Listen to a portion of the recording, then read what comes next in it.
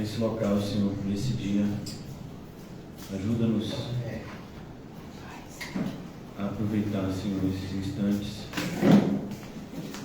Eu oro, Senhor, para que haja consolo, edificação, santificação, salvação, Senhor.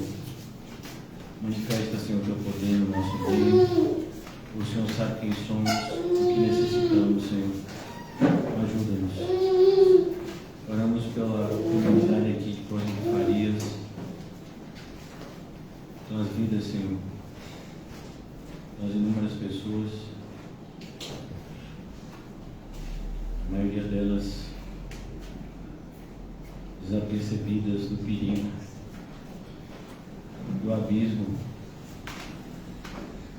que está adiante. Ó Deus, o Senhor nos trouxe até aqui. Não nos deixe esmorecer, mas capacita-nos, Senhor, para desempenharmos a obra que o Senhor, por graça, nos concedeu a executar, Senhor. Somos gratos pelo privilégio de te servir, Senhor, e rogamos para que o Senhor nos ajude a fazê-lo da melhor forma possível. Oramos pela vida dos irmãos que continuamente se entregam para nos preparar esse local toda segunda-feira de forma tão aprazível, Senhor, para a nossa comunhão santa. Fortalece-os, capacita-os, santifica-os. Nessa noite, Senhor, temos ouvidos para ouvir o que o Senhor tem a nos dizer. E ajuda-nos a obter, Senhor, esse crescimento espiritual, nos leve a uma maturidade espiritual, para que possamos nos portar de maneira correta diante das situações que se apresentam no dia a dia, Senhor.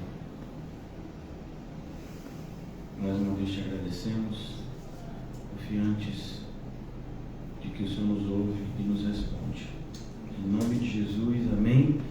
E graças a Deus. Amém, irmãos? Vamos hoje continuar em 2 Coríntios. A nossa exposição hoje vai falar sobre como devemos entender a vida na dimensão espiritual. Eu tenho certeza que, assim como eu, no dia de hoje, todos vocês também enfrentaram desafios, problemas e dificuldades. A grande questão é se nós conseguimos enxergar ou não, diante dessas dificuldades, como elas de fato são muito mais espirituais do que propriamente físicas. Na maioria das vezes, em virtude do nosso despreparo, eu falo por mim, né?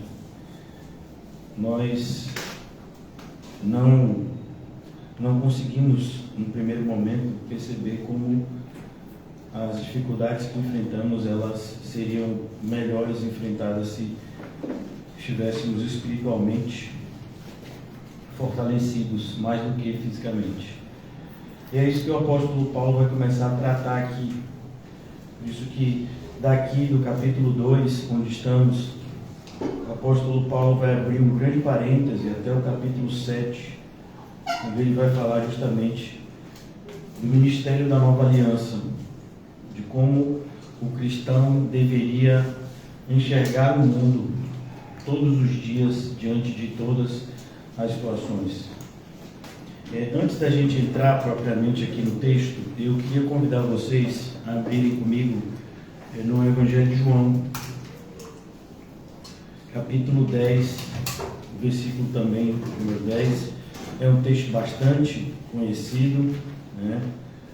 Mas como, tristemente, vemos que as pessoas às vezes, né, conhecem o texto de cor, mas não entendem muito bem o seu significado e mais ainda como deveriam aplicá-lo na sua vida.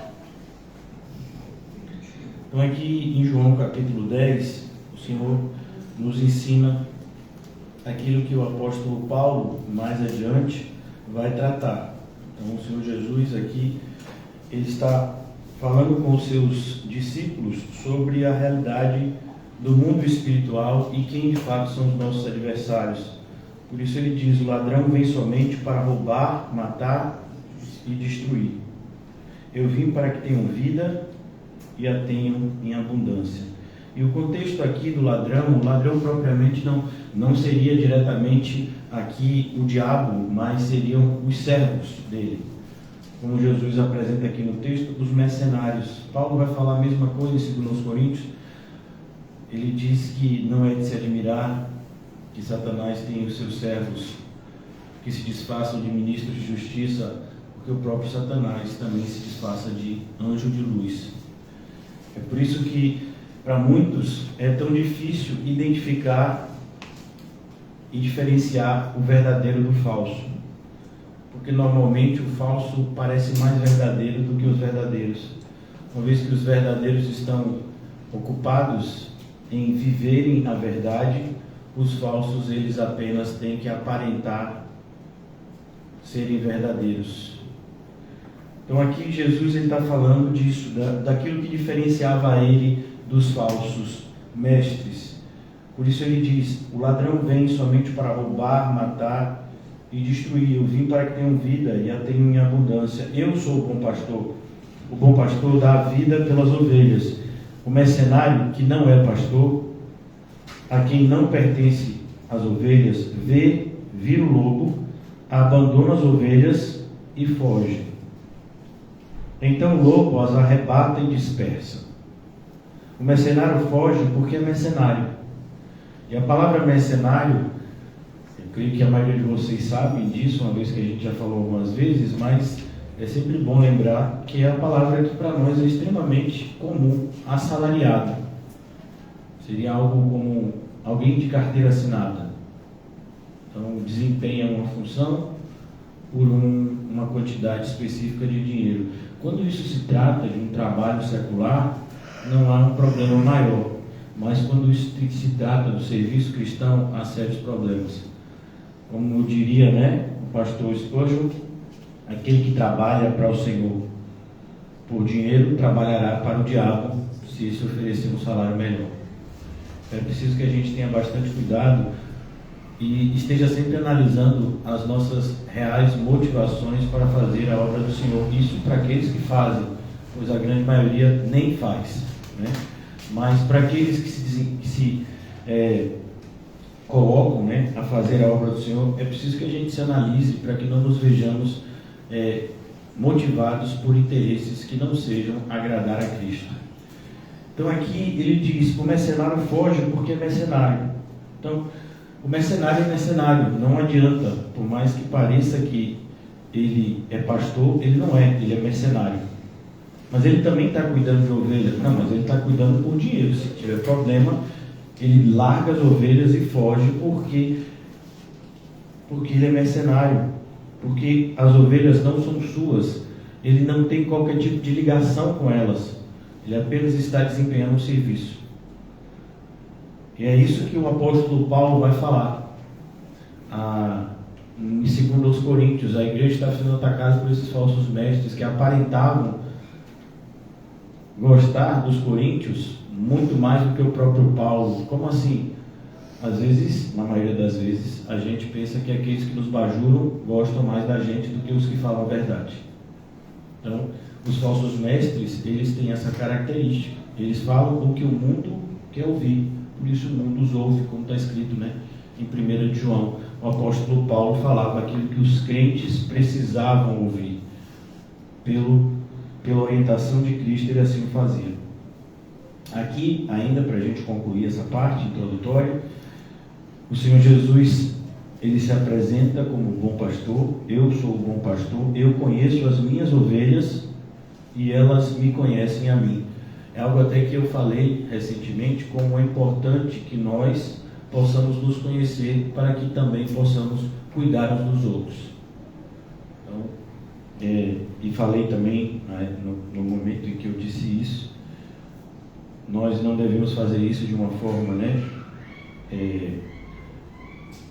obrigada, mas isso tem que ser como reflexo do amor.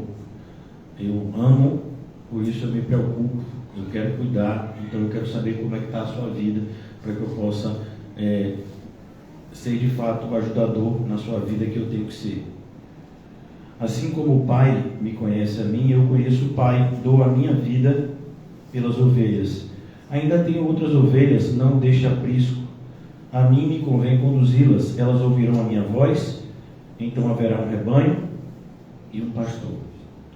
Mais uma vez, o apóstolo Paulo também vai ensinar isso, quando vai mostrar, por exemplo, a necessidade das igrejas da Europa em contribuir para os irmãos que estavam na Judéia, mostrando que não existiam 2, 3 ou 4 igrejas, era uma só igreja, uma só família na fé, e quando um passa por dificuldade, todos deveriam, na medida, né, das suas condições, estarem também dedicados a ajudarem. Versículo 16, ainda tenho outras ovelhas. Versículo 17, por isso o Pai me ama, porque eu dou a minha vida para a reassumir. Ninguém a tira de mim, pelo contrário, eu espontaneamente a dou. Tenho autoridade para entregar e também para reavê-la. Este mandato recebi do meu Pai. Paulo vai tratar sobre esse assunto também em 2 Coríntios. Capítulo 5, por exemplo, de 2 Coríntios, ele vai dizer que aquele que não conheceu o pecado, Deus o fez pecado para que nele fôssemos feitos justiça de Deus. Então, eu convido vocês agora a gente voltar a 2 Coríntios. Mais uma vez, relembrando, o título hoje é Aprendendo a Viver na Dimensão Espiritual. E quando nós ouvimos, né? Por isso eu coloquei essa expressão dimensão espiritual. O que eu quero mostrar para vocês é que o mundo espiritual, ele está em paralelo com o mundo físico. Por exemplo, aqui e agora, nós enxergamos aquilo que é físico, aquilo que é visível, mas existe uma realidade espiritual aqui. Existe a presença do Senhor Jesus no nosso meio, existe a manifestação do mal ao derredor, tentando impedir com que os planos do Senhor se concretizem. Assim como o Senhor tem os seus eleitos, Satanás também tem os seus servos que muitas vezes se disfarçam de ovelhas para causar um dano ainda maior. E nós devemos estar sempre cientes disso, para que não nos vejamos nem surpreendidos e muito menos tendo uma atitude que alegraria muito mais o inimigo do que propriamente o Senhor Jesus. Por isso o apóstolo Paulo ele vai falar sobre isso que nós tratamos ontem. Eu disse para vocês que eu iria falar a partir do versículo 5 hoje, onde nós falamos também um pouco, né, como uma preparação para a nossa ceia, mas eu disse para vocês que retomaria desse ponto hoje, para que pudéssemos adentrar um pouco mais no tema. Então aqui no versículo 5, Paulo agora começa a falar sobre uma pessoa que se arrependeu e que os irmãos deveriam receber novamente na igreja. Nós, né, a grande maioria dos estudiosos acredita ser aquele jovem que foi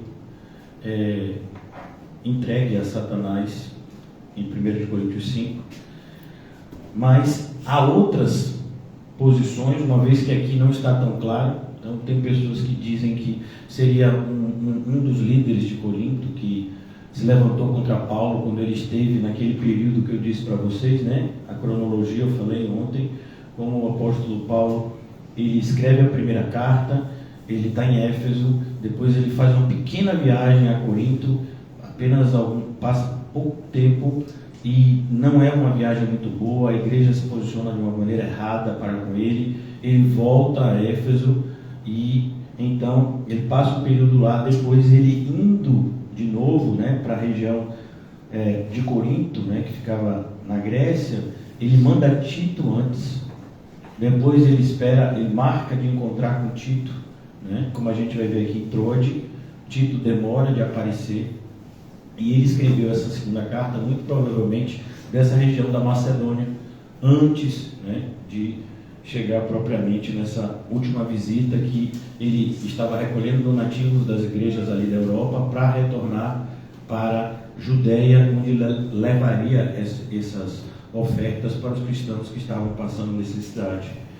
Então, aqui o apóstolo Paulo, ele diz sobre essa situação que estava acontecendo na igreja. Como falei para vocês, muito provavelmente, né, é a situação daquele jovem do capítulo 5 de 1 de Coríntios, que ele estava tendo um relacionamento com a mulher de seu pai. O apóstolo Paulo fala da seriedade desse pecado existindo de maneira aberta e sem nenhum tipo de censura por parte da igreja. Então o apóstolo Paulo fala, né, como a igreja deveria proceder, disciplinando esse jovem para que ele se arrependesse. E ao que tudo indica, ele se arrependeu, mas alguns irmãos estavam tendo dificuldade, né, em se posicionar. Ele se arrependeu, e agora? A gente faz como? Então o apóstolo Paulo dá esse direcionamento aqui. É algo que a gente pode aplicar com várias situações, não só na situação desse jovem, mas imaginemos que tenha sido talvez essa outra situação que alguns colocam, alguém que se colocou contra Paulo e que depois se arrependeu, né, de ter se colocado, né, contra a verdade. Então, independente da situação, do caso concreto que foi, é importante que a gente veja isso. Esse é a maneira de agir da igreja, não é do crente, é da igreja coletivamente, né? Temos que enxergar isso. Paulo está falando de um posicionamento que deve ser acompanhado por todos, como eu disse para vocês. Não adianta um grupo fazer uma coisa e outro grupo dentro da própria igreja fazer outra coisa, porque senão não funciona. Já falei aqui, as comparações que a gente já deu, os exemplos, é como uma pessoa que teve o diagnóstico de diabetes, e aí uma parte da família entende isso, procura ajudar ela, e outra parte não leva a sério e continua dando para ela alimentos que fazem mal. Então não vai funcionar, não vai ter benefício, pelo contrário, vai ser perigoso para aquela pessoa. Ah, mas eu gosto tanto desse meu parente que está com diabetes, mas e se ele quer um docinho, por que não dar um docinho? Porque não pode, porque faz mal para ele. Então você deveria entender isso e ajudá-lo. Ah, não, mas eu quero ver ele feliz. Então é como muitas pessoas se posicionam. Se fazer esse pecado está fazendo bem para ele, deixa ele. Quem somos nós para julgar? Nós não temos que nos estimular ao amor e às boas obras? Se a gente vê um irmão em pecado, não é a nossa obrigação corrigir com espírito de brandura? Então é preciso que a gente tome cuidado, porque uma das primeiras evidências que estamos nos esfriando no amor é quando a gente para de ter o desejo de cuidar do irmão. Então, quando a gente está passando por momentos difíceis, dificuldades, tribulações na vida, a tendência humana é a gente começar a se preocupar só com os nossos problemas e deixar a vida dos outros de lado.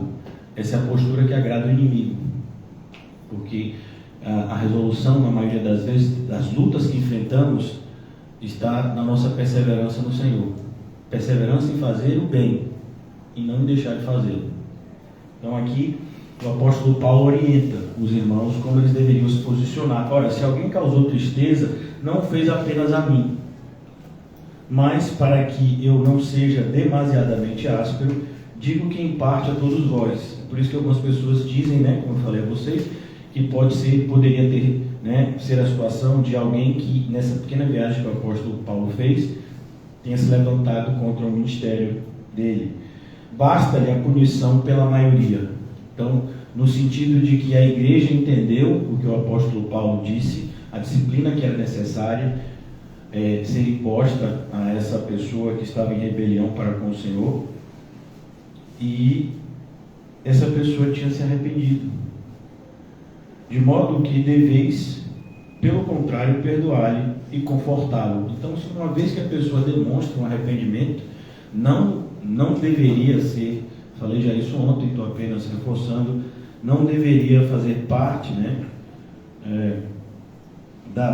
do nosso julgamento, analisar se o arrependimento da pessoa é verdadeiro ou não, até porque isso é algo que só o Senhor sabe, e mais ainda que seja verdadeiro, é necessário um tempo para que dê fruto, e é só pelo fruto que a gente vai conhecer a árvore, como o próprio Senhor Jesus disse.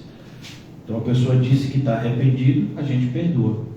E se a pessoa fez isso de má fé, se a pessoa fez isso tentando de alguma forma nos enganar, não está enganando a você e a mim, está enganando em primeiro lugar ela mesma e tentando enganar ao Senhor, que ninguém engana. Então, mais uma vez, se a pessoa tenta enganar você, você não perde nada sendo bom. Você não vai perder nada fazendo bem. Pelo contrário, né? Então, não devemos permitir que a maldade nos contamine. Pelo contrário, devemos procurar ser luz e sal. É isso que o apóstolo Paulo está dizendo aqui. Para que não seja o mesmo consumido por excessiva tristeza. Então, a ideia aqui, né, é que a gente não deveria, em hipótese alguma, né, permitir que alguém que de fato tenha se arrependido passe por um período, né, demasiado de sofrimento por nossa causa, por assim dizer, né? Então, você está dizendo que está arrependido, mas ainda vai ficar mais um mês longe. Por quê? Se todo aquele que confessa e deixa alcança a misericórdia. Então, infelizmente é a postura de algumas igrejas, né? Mas não deve ser a postura da verdadeira igreja, dos verdadeiros irmãos que propõem seguir o caminho do Senhor. Basta-lhe a punição da maioria, de modo que deveis, pelo contrário, perdoar e confortá-lo, para que não seja o mesmo consumido por excessiva tristeza. Então, tem uma tristeza que é necessária para o arrependimento. O apóstolo Paulo, inclusive, vai falar isso nessa carta também. O sofrimento, segundo Deus, opera arrependimento para a salvação. Mas não a excessiva tristeza. A excessiva tristeza que vem por falta de amor. Não, a gente não tem falta de amor, pelo menos não deveríamos.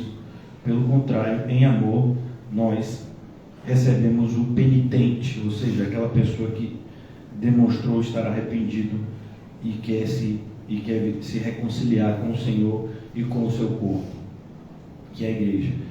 Versículo 8, agora o apóstolo Paulo então diz: pelo que vos rogo, e a ideia de rogar é pedir com insistência, que confirmeis para com ele o vosso amor. Percebe? Então,